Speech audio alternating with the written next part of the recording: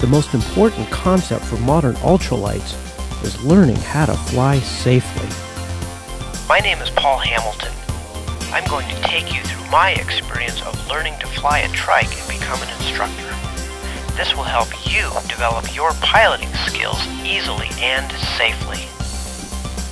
In this video, we'll start out with the basics of flying a trike by flying practical maneuvers necessary to solo.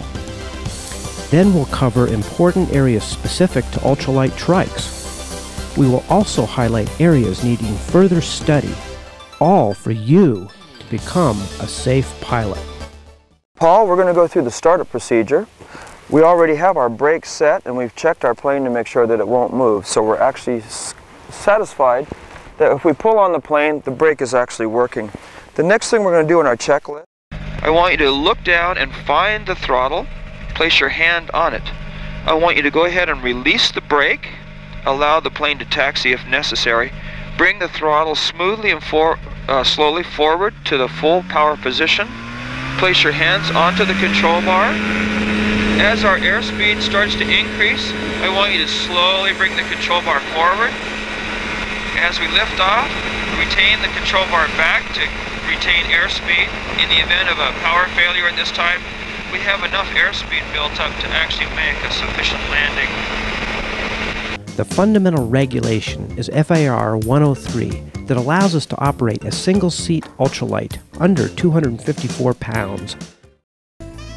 The worst overall performance conditions are a small engine with no reduction drive, maximum gross weight, a high altitude. When you are initially learning to fly, it is best to learn with the sights, sounds, and feel of the aircraft. Down here. Let's go to idle. Directly to idle. Your instructor will monitor the instruments while you learn to fly. However, as you gain experience, instruments can be tools in helping you fly better and also monitoring the health of your engine. Your indicated airspeed reads slower than your true airspeed at higher altitudes because the air is less dense. Let's use an example. Studying weather is very important because it helps us evaluate the air we fly in. From a safety viewpoint, you look at weather to make sure the limitations you are capable of are not exceeded. You also look at weather to estimate what the air will be like. Smooth and choppy are two common terms for the texture of the air. I like smooth and predictable air.